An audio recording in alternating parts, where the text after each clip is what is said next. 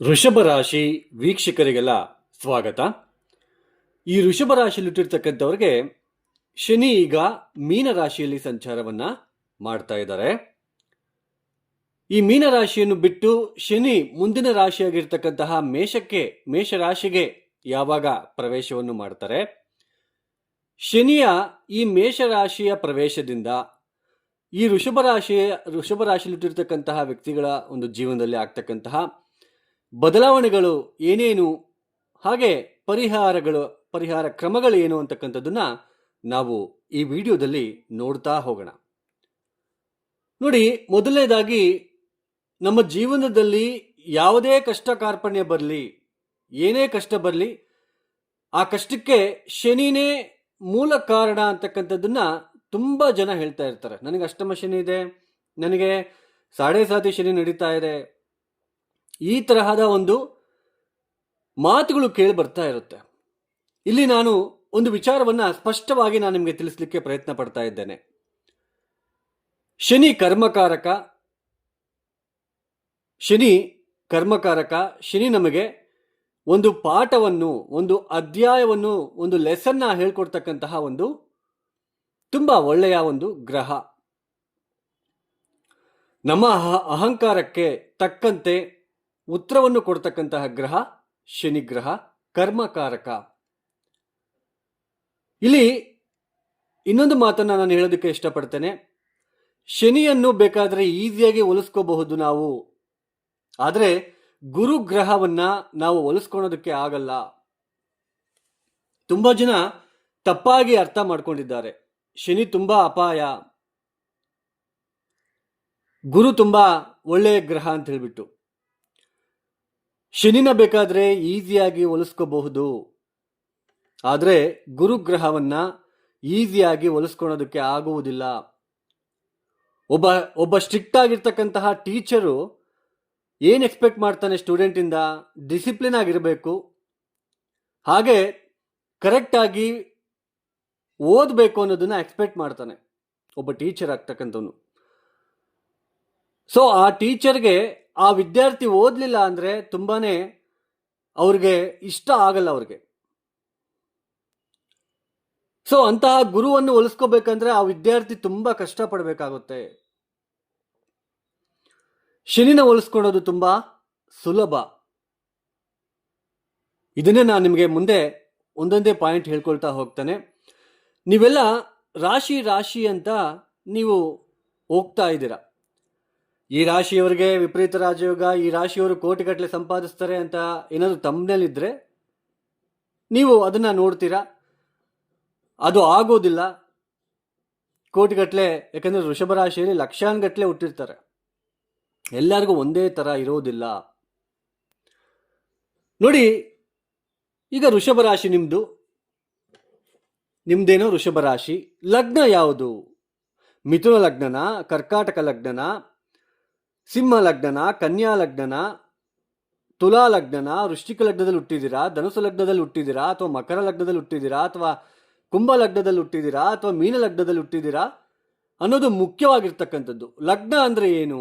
ನಮ್ಮ ಟೋಟಲ್ ಶರೀರ, ನಮ್ಮ ಗುಣ ಹೇಗಿರುತ್ತೆ, ನಾವು ಯಾವ ಥರ ನಡ್ಕೊಳ್ತೀವಿ, ನಾವು ಯಾವ ಥರ ವರ್ತನೆ ಮಾಡ್ತೀವಿ ಇತರರ ಹತ್ರ,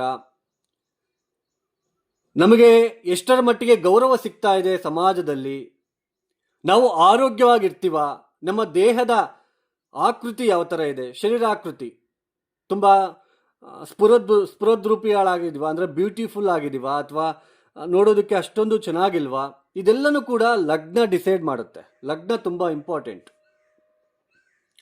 ಆ ಶರೀರದಲ್ಲಿ ಬರ್ತಕ್ಕಂತಹ ಮನಸ್ಸು ಇದೆಯಲ್ಲ, ಅದು ರಾಶಿ. ಅಂದ್ರೆ ಒಂದು ಬಾಡಿ ಏನಿದೆ, ನಮ್ಮ ತಲೆಯಿಂದ ಕೆಳಗಡೆ ಕಾಲಿನ ತನಕ ಏನಿದೆ, ಆ ಶರೀರದಲ್ಲಿ ಬರ್ತಕ್ಕಂತಹ ಮನಸ್ಸು ಏನಿದೆಯಲ್ಲ, ಅದು ರಾಶಿ ಅಂತ ನಾವು ಕರಿತೀವಿ. ನೀವು ಯಾವ ನಕ್ಷತ್ರದಲ್ಲಿ ಹುಟ್ಟಿರ್ತೀರೋ ಆ ನಕ್ಷತ್ರಾಧಿಪತಿಯಿಂದ ದಶ ಪ್ರಾರಂಭ ಆಗ್ತಾ ಹೋಗುತ್ತೆ.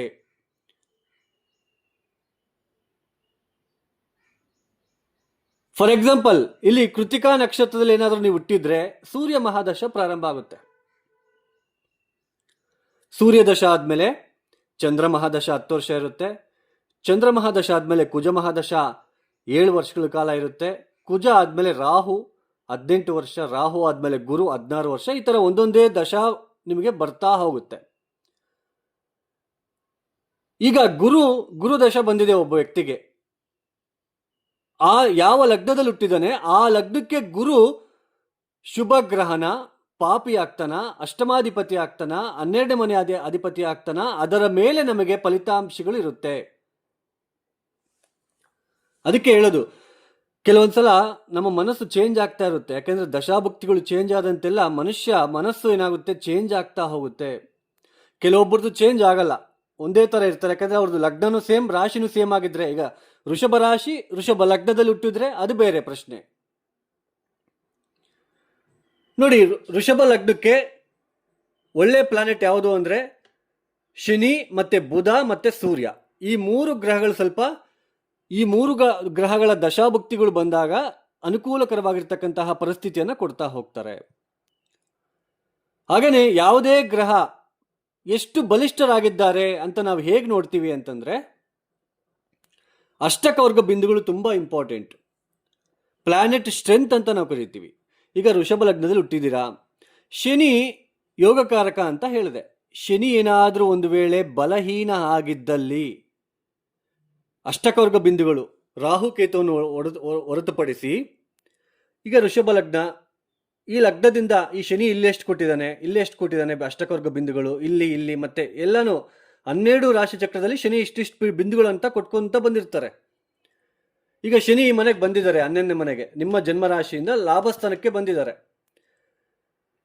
ಸೊ ಇಲ್ಲಿ ಏನಾದರೂ 0, 1, 2 ಈ ತರ ಅಷ್ಟಕವರ್ಗ ಬಿಂದುಗಳು ಕೊಟ್ಟಿದ್ರೆ ಕಡಿಮೆ, ಅಂದ್ರೆ ಶನಿಗೆ ಬಲಹೀನ ಸ್ಥಿತಿಯಲ್ಲಿದ್ದಾರೆ ಅಂತ ಅರ್ಥ. ಹಾಗೇನೆ 4, 5, 6 ಅಷ್ಟಕವರ್ಗ ಬಿಂದುಗಳನ್ನು ಏನಾದ್ರು ಕೊಟ್ಟಿದ್ರೆ ಶನಿ ಬಲಿಷ್ಠನಾಗಿದ್ದಾರೆ, ಆ ಪ್ಲಾನೆಟ್ ತುಂಬಾ ಸ್ಟ್ರೆಂತ್ ಇದೆ ಅಂತ ಅರ್ಥ. ಅಂದ್ರೆ ಲಗ್ನ ತುಂಬಾ ಇಂಪಾರ್ಟೆಂಟ್. ರಾಶಿ ಅನ್ನೋದು ಆ ಲಗ್ನದಲ್ಲಿ ಬರ್ತಕ್ಕಂತಹ ಒಂದು ಮನಸ್ಸು. ಆ ಮನಸ್ಸಿನಿಂದ ಆ ಯಾವ ನಕ್ಷತ್ರದಲ್ಲಿ ಚಂದ್ರ ಇರ್ತಾರೋ ಅಲ್ಲಿಂದ ನಮಗೆ ಗ್ರಹಗಳ ದಶಾಭುಕ್ತಿ ಸ್ಟಾರ್ಟ್ ಆಗ್ತಾ ಹೋಗುತ್ತೆ. ಯಾವ ದಶ ಬಂದಾಗ ನಮಗೆ ಅನುಕೂಲಕರವಾಗಿರುತ್ತೆ ಅಂತ ನಾವು ಹೇಗೆ ನೋಡ್ತೀವಿ ಅಂದ್ರೆ ಅದು ಲಗ್ನದಿಂದ. ಈಗ ಮಿಥುನ ಲಗ್ನಕ್ಕೆ ಬುಧ ಶುಕ್ರ ಯೋಗಕಾರಕ ಗ್ರಹಗಳು. ಕರ್ಕಾಟಕ ಲಗ್ನಕ್ಕೆ ಕುಜ, ಪಂಚಮಾಧಿಪತಿ ಕುಜ, ದಶಮಾಧಿಪತಿ ಕುಜ, ಹಾಗೆ ನವಮಾಧಿಪತಿ ಗುರು, ಲಗ್ನಾಧಿಪತಿ ಚಂದ್ರ ಒಳ್ಳೆ ಫಲಿತಾಂಶ ಕೊಡ್ತಕ್ಕಂತಹ ಗ್ರಹಗಳು. ಶುಕ್ರ ಪಾಪಿ ಆಗ್ತಾನೆ, ಚತುರ್ಥಾಧಿಪತಿ ಮತ್ತು ಲಾಭಾಧಿಪತಿಯಾಗಿ. ಸಿಂಹ ಲಗ್ನಕ್ಕೆ ಬುಧ, ಗುರು ಮತ್ತೆ ಕುಜ ಮತ್ತೆ ಸೂರ್ಯ, ಈ 4 ಗ್ರಹಗಳು ಸ್ವಲ್ಪ ಉತ್ತಮವಾದ ಫಲಿತಾಂಶ ಕೊಡ್ತಾರೆ. ಶುಕ್ರ ಅಂತ ಅಷ್ಟೊಂದು ಒಳ್ಳೆ ಫಲಿತಾಂಶ ಕೊಡಲ್ಲ. ಈ ತರ ಒಂದೊಂದು ಲಗ್ನಕ್ಕೆ ಒಂದೊಂದು ಪ್ಲಾನೆಟ್ ಶುಭ ಫಲಿತಾಂಶಗಳನ್ನು ಕೊಡ್ತಾ ಹೋಗ್ತಾ ಇರ್ತಾರೆ. ಆ ಗ್ರಹಗಳ ದಶಾಭುಕ್ತಿ ಬಂದಾಗ ನಮ್ಮ ಜೀವನ ಸ್ವಲ್ಪ ಅನುಕೂಲಕರವಾಗಿರುತ್ತೆ ಅಂತ ಅರ್ಥ. ನೋಡಿ, ವೃಷಭ ರಾಶಿಯವರಿಗೆ ಶನಿ ಬರೋ ವರ್ಷ 2027 ಜೂನ್ 3ರ ತನಕ ಮೀನರಾಶಿಯಲ್ಲಿರ್ತಾರೆ. ಜೂನ್ 3ನೇ ತಾರೀಕು ಮೇಷ ರಾಶಿಗೆ ಬರ್ತಾರೆ. ನೋಡಿ, ಶನಿ ಕರ್ಮಕಾರಕ, ಯಾವತ್ತೇ ನೆನಪ ಇಟ್ಕೊಂಬಿಡಿ. ನಮಗೆ ಲೆಸನ್ ಕೊಡ್ತಕ್ಕಂಥ ಗ್ರಹ. ನಮ್ಮ ಜಾತಕದಲ್ಲಿ ಶನಿ ತುಂಬಾ ಚೆನ್ನಾಗಿದ್ರೆ ತುಂಬಾ ಉತ್ತಮ. ಅದಂದ್ರೆ ಕರ್ಮ ಜಾಸ್ತಿ ಮಾಡಿಲ್ಲ ಅಂತ ಅರ್ಥ. ನಾವು ಅಂದ್ರೆ ಯಾವುದೋ ಒಂದು ತಪ್ಪುಗಳನ್ನು ಮಾಡಿಲ್ಲ ಕಳೆದ ಜನ್ಮದಲ್ಲಿ ಅಂತ ಅರ್ಥ. ಶನಿ ಈಗ ನಿಮಗೆ 12ನೇ ಮನೆಗೆ ಬರ್ತಾ ಇದ್ದಾರೆ ಬರುವ ವರ್ಷ. ಇದು ನೀಚ ಸ್ಥಾನ ಆಗುತ್ತೆ. ದಶಮಾಧಿಪತಿ ಲಾಭಾಧಿಪತಿ ನೀಚ ಸ್ಥಾನಕ್ಕೆ ಬರ್ತಾ ಇರೋದ್ರಿಂದ ವೃಷಭ ರಾಶಿಯವರಿಗೆ ನಿಮ್ಮ ಲಗ್ನ ಯಾವುದು, ನಿಮ್ಮ ದಶಾಭುಕ್ತಿ ಚೆನ್ನಾಗಿಲ್ಲ ಅಂತಂದ್ರೆ, ಇಲ್ಲಿ ಏನಾದರೂ ಅಷ್ಟಕವರ್ಗ ಬಿಂದುಗಳು 0, 1 ಈ ಥರ ಏನಾದರೂ ಶನಿ ಏನಾದರೂ ಕೊಟ್ಟಿದ್ರೆ ದಿನನಿತ್ಯದ ಜೀವನದಲ್ಲಿ 6ನೇ ಮನೆ ನೋಡ್ತಾರೆ. 6ನೇ ಮನೆ ಅಂದರೆ ದಿನನಿತ್ಯದ ಜೀವನ, ಆರೋಗ್ಯ, ಸಾಲ, ಕಾಂಪಿಟೇಷನ್ ಅಂತಂದರೆ ನಿಮ್ಮ ಶತ್ರುಗಳು, ಇದೆಲ್ಲನೂ. ಯಾವಾಗ 12ನೇ ಮನೆಗೆ ಬರ್ತಾರೋ ಸಾಡೆ ಸಾತಿ ಶನಿ ಪ್ರಾರಂಭ ಆಗುತ್ತೆ. ದಿನನಿತ್ಯದ ಜೀವನದಲ್ಲಿ ತೊಂದರೆಗಳನ್ನು ಎದುರಿಸಬೇಕಾಗುತ್ತೆ. ಸುಮ್ಮನೆ ಯಾರೋ ನಿಮ್ಮ ಮೇಲೆ ಅಪವಾದಗಳನ್ನು ಹೊರಿಸ್ತಕ್ಕಂಥದ್ದು, ಶತ್ರುಗಳು, ನಿಮಗೆ ಆಗದೇ ಇರ್ತಕ್ಕಂಥವ್ರು, ನಿಮ್ಮ ಮೇಲೆ ಅಪಮಾನಗಳನ್ನು ಅಂದರೆ ಇನ್ಸಲ್ಟ್ ಮಾಡ್ತಕ್ಕಂಥದ್ದು, ನಿಮಗೆ ಅಪವಾದಗಳು ಬರ್ತಕ್ಕಂಥದ್ದು, ಉದ್ಯೋಗ ನಷ್ಟ ಅನುಭವಿಸ್ತಕ್ಕಂಥದ್ದು, ಉದ್ಯೋಗದ ಬಾಧೆ ನೋಡ್ತಕ್ಕಂಥದ್ದು.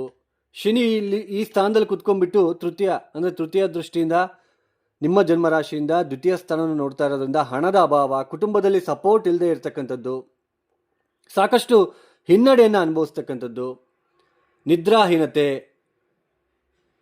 ಕಾಲು ನೋವು ಬರ್ತಕ್ಕಂಥದ್ದು, ಹಾಗೆ ಲೇಜಿನೆಸ್, ಸೋಮಾರಿತನ ಬರ್ತಕ್ಕಂಥದ್ದು, ಈ ಥರ ಎಲ್ಲನೂ ಕೂಡ ನಿಮಗೆ ಸ್ಟಾರ್ಟ್ ಆಗುತ್ತೆ ಬರೋ ವರ್ಷ ಜೂನ್ 3ನೇ ತಾರೀಕಿನಿಂದ.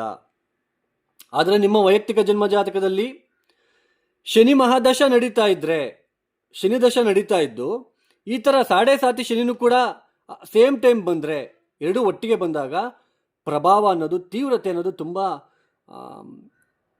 ಆ ಒಂದು ತೀವ್ರತೆಯನ್ನು ನಾವು ತಡ್ಕೊಳಕ್ಕಾಗಲ್ಲ. ಒಂದು ವೇಳೆ ಶನಿ ಅಷ್ಟಕವರ್ಗ ಬಿಂದುಗಳು ಜಾಸ್ತಿ ಕೊಟ್ಟು ನಿಮಗೆ ಶನಿ ಮಹಾದಶ ನಡೀತಾ ಇದ್ರೆ, ಶನಿ ಕೂಡ ನಿಮ್ಮ ಜನ್ಮ ಜಾತಕದಲ್ಲಿ ಒಳ್ಳೆಯ ಸ್ಥಾನದಲ್ಲಿದ್ದರೆ ಹೇಳ್ಕೊಳ್ತಕ್ಕಂತಹ ತೊಂದರೆ ಅಂತೂ ಆಗೋದಿಲ್ಲ. ಬಟ್ ಶನಿ ನಿಮಗೆ ದಶಮಾಧಿಪತಿ ಆಗಿರೋದ್ರಿಂದ ಸ್ವಲ್ಪ ಉದ್ಯೋಗದಲ್ಲಿ ಕಿರಿಕಿರಿ, ವಿದ್ಯಾರ್ಥಿಗಳು ಓದಿನಲ್ಲಿ ಹಿಂದೆ ಬೀಳ್ತಕ್ಕಂಥದ್ದು, ದುಸ್ವಪ್ನಗಳು, ಕೆಟ್ಟ ಕೆಟ್ಟ ಆಲೋಚನೆಗಳು ಕೂಡ ನಿಮಗೆ ಎದುರಾಗ್ತಾ ಹೋಗುತ್ತೆ. ಸಾಕಷ್ಟು ಜನ ಈ ಥರ ಸಾಡೆ ಸಾತಿ ಶನಿ ಬಂದಾಗ ಅಥವಾ ಶನಿ ನಿಮ್ಮ ಜಾತಕದಲ್ಲಿ ಬಲಹೀನ ಆದಾಗ ಅಂದರೆ ಕರ್ಮ ತುಂಬ ಇದೆ ಅಂತ ಅರ್ಥ. ಆ ಕರ್ಮವನ್ನು ತಪ್ಪಿಸ್ಕೊಳ್ಳೋದಕ್ಕೆ, ಆ ಕರ್ಮದಿಂದ ಹೊರಗಡೆ ಬರಬೇಕು ಅಂತಂದರೆ ಶಿವನ ಆರಾಧನೆ, ಕಾಲಭೈರವನ ಆರಾಧನೆಯನ್ನು ಮಾಡ್ತಾ ಹೋಗಬೇಕು, ಪ್ರತಿನಿತ್ಯ ಮಾಡ್ತಾ ಹೋಗಬೇಕು. ಇನ್ನೊಂದನ್ನು ಹೇಳ್ತೀನಿ, ಈ ಥರ ಸಾಡೆ ಸಾತಿ ಶನಿ ಪ್ರಾರಂಭ ಆದಾಗ ಈ ರಾತ್ರಿ ಹೊತ್ತು ಬೇಗ ಮಲ್ಕೊಂಡು ಬೆಳಗ್ಗೆ ಬೇಗ ಎದ್ದು ಪೂಜೆ ಪುನಸ್ಕಾರಗಳನ್ನು ಮಾಡಿ ಆ್ಯಕ್ಟಿವ್ ಆಗಿರ್ತಕ್ಕಂಥವ್ರು, ಲವಲವಿಕೆಯಿಂದ ಇರ್ತಕ್ಕಂಥವ್ರು ಕೂಡ ಈ ಸಮಯದಲ್ಲಿ 12ನೇ ಮನೆಗೆ ಶನಿ ಬಂದ ತಕ್ಷಣ ದಿನನಿತ್ಯದ ಜೀವನದಲ್ಲಿ ಬದಲಾವಣೆಗಳನ್ನು ನೋಡ್ತೀರಾ. ರಾತ್ರಿ ಬೇಗ ಮಲಗೋಕ್ಕಾಗಲ್ಲ, ಬೆಳಗ್ಗೆ ಬೇಗ ಎದ್ದೇಳಕ್ಕಾಗಲ್ಲ, ಪೂಜೆ ಮಾಡೋಕ್ಕಾಗಲ್ಲ, ಪೂಜೆ ಮಾಡೋಕ್ಕೆ ಮನಸ್ಸು ಕೊಡೋದಿಲ್ಲ. ಈ ಥರ ಎಲ್ಲನೂ ಕ್ರಿಯೇಟ್ ಆಗ್ತಾ ಹೋಗುತ್ತೆ. ವೃಷಭ ರಾಶಿಯವರಿಗೆ ಲಾಭ ಸ್ಥಾನದಲ್ಲಿ ಶನಿ ಇದ್ರೂ ಕೂಡ ಚತುರ್ಥ ಸ್ಥಾನದಲ್ಲಿ ಪ್ರೆಸೆಂಟ್ ಗೋಚಾರದಲ್ಲಿ ಕೇತುವಿನ ಸ್ಥಿತಿ ಇರೋದ್ರಿಂದ ಸ್ವಲ್ಪ ಮಾನಸಿಕವಾಗಿ ತೊಂದರೆಗಳನ್ನು ಅನುಭವಿಸ್ತಾ ಇದ್ದೀರಾ, ಮನಃಶಾಂತಿ ಇಲ್ಲದೆ ನೋವು ಪಡ್ತಾ ಇದ್ದೀರಾ. ಆದರೂ ಕೂಡ ಲಾಭ ಸ್ಥಾನದಲ್ಲಿ ಶನಿ ಇರೋದ್ರಿಂದ ಸ್ವಲ್ಪ ಉತ್ತಮವಾಗಿರ್ತಕ್ಕಂತಹ ಸ್ಥಿತಿನೇ ಗೋಚರ ಆಗ್ತಾ ಇರುತ್ತೆ. ಯಾರಿಗೆ ಶನಿ ಮಹಾದಶ, ಶನಿ ಭುಕ್ತಿ ಏನಾದರೂ ನಡೀತಾ ಇದ್ರೆ. ಸೊ ಒಟ್ಟಾರೆಯಾಗಿ ವೃಷಭ ರಾಶಿಯವರಿಗೆ ಮುಂದಿನ ವರ್ಷದಿಂದ ಸಾಡೆ ಸಾತಿ ಶನಿ ಪ್ರಾರಂಭ ಆಗ್ತಾ ಇದೆ. ಸೊ ಕಾಲಭೈರವ ಆರಾಧನೆ ಮತ್ತು ಶಿವನ ಆರಾಧನೆ ಎಷ್ಟು ಈಗಲಿಂದನೇ ಪ್ರಾರಂಭ ಮಾಡ್ಕೊಳ್ಳಿ. ಈಗಲಿಂದನೇ ನೀವು ಪ್ರಾರಂಭ ಮಾಡ್ಕೊಳ್ಳೋದ್ರಿಂದ, ಯಾಕೆಂದರೆ ಶನಿ ಕರ್ಮಕಾರಕ, ನಮಗೆ ಶನಿ ತೊಂದರೆ ಮಾಡಕ್ಕೆ ಬರ್ತಾ ಇದ್ದಾರೆ. ನಿಮ್ಮ ಜಾತಕ ರೀತ್ಯ ಶನಿ ಕಡಿಮೆ ಬಿಂದುಗಳು ಕೊಟ್ಟು ತುಂಬಾ ಬಲಹೀನ ಸ್ಥಿತಿಯಲ್ಲಿದ್ದಾಗ ಈ ಕರ್ಮದಿಂದ ತಪ್ಪಿಸ್ಕೊಳ್ಳೋದಕ್ಕೆ ಯಾರು ಹತ್ರ ಹೋಗಬೇಕೋ ಅವ್ರ ಹತ್ರ ಹೋಗಬೇಕು. ಅದು ಬಿಟ್ಟು ಕಪ್ಪು ಬಟ್ಟೆ ಹಾಕ್ಕೊಳೋದು, ಶನಿ ದೇವಸ್ಥಾನಕ್ಕೆ ಹೋಗೋದು, ಶನಿ ಮಂತ್ರಗಳನ್ನು ಹೇಳ್ಕೊಳೋದು ಮಾಡಬೇಡಿ. ಯಾಕೆಂದರೆ ನಮಗೆ ಯಾರು ತೊಂದರೆ ಕೊಡ್ತಾ ಇದ್ದಾರೋ ಅವರಿಂದ ತಪ್ಪಿಸ್ಕೊಳೋದಕ್ಕೆ ಏನು ಮಾಡಬೇಕು, ಯಾರ ಮಾತನ್ನು ಅವರು ಕೇಳ್ತಾರೋ ಅವ್ರ ಹತ್ರ ಹೋಗಿ ಹೇಳಿಸ್ಬೇಕು. ಈ ಥರ ಅವ್ರು ತೊಂದರೆ ಕೊಡ್ತಿದ್ದಾರೆ, ನಿಮ್ಮ ಮಾತು ಕೇಳ್ತಾರೆ, ಅವ್ರಿಗೆ ಸ್ವಲ್ಪ ಹೇಳಿ ಅಂತಂದು ಹೇಳ್ಬಿಟ್ಟು. ಯಾರು ತೊಂದರೆ ಕೊಡ್ತಿದಾರೋ ಅವ್ರ ಹತ್ರನೇ ಹೋದರೆ ಏನಾಗುತ್ತೆ, ಕರ್ಮ ಕಡಿಮೆ ಆಗಲ್ಲ.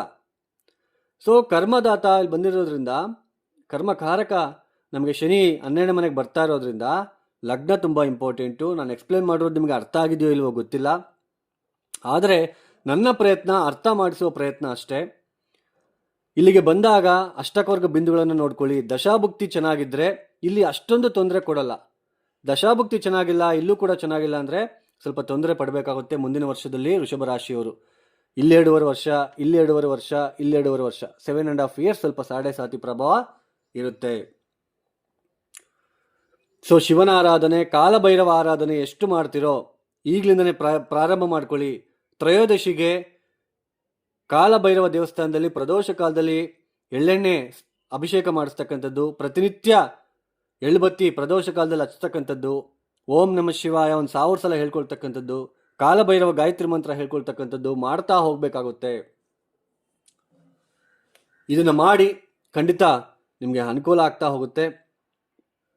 ಯಾರೆಲ್ಲ ಈ ವಿಡಿಯೋನ ನೋಡಿದ್ದೀರಾ, ನಿಮ್ಗೆ ಇಷ್ಟ ಆಗಿದ್ರೆ ಮಾತ್ರ ಲೈಕ್ ಮಾಡಿ, ಶೇರ್ ಮಾಡಿ, ಸಬ್ಸ್ಕ್ರೈಬ್ ಮಾಡ್ಕೊಳ್ಳಿ. ಹಾಗೆಯೇ ಈ ಜಾತಕ ಏನಾದರೂ ಬೇಕು ಅಂದರೆ ನಿಮ್ಮ ಹತ್ತಿರದ ಜ್ಯೋತಿಷಿಗಳ ಹತ್ರ, ನಿಮ್ಗೆ ಗೊತ್ತಿರೋ ಹತ್ರನಾದರೂ ಹೋಗಿ ಅಷ್ಟಕರ್ಕ ಬಿಂದುಗಳು ಮತ್ತು ದಶಾಭಕ್ತಿ ಕೇಳ್ಕೊಳ್ಳಿ. ಇಲ್ಲ ಅಂತಂದರೆ ನನಗಾದರೂ ಕರೆ ಮಾಡಿದ್ರೆ ನಾನು ನಿಮಗೆ ಎಕ್ಸ್ಪ್ಲೇನ್ ಮಾಡೋದಕ್ಕೆ ಪ್ರಯತ್ನ ಮಾಡ್ತೇನೆ.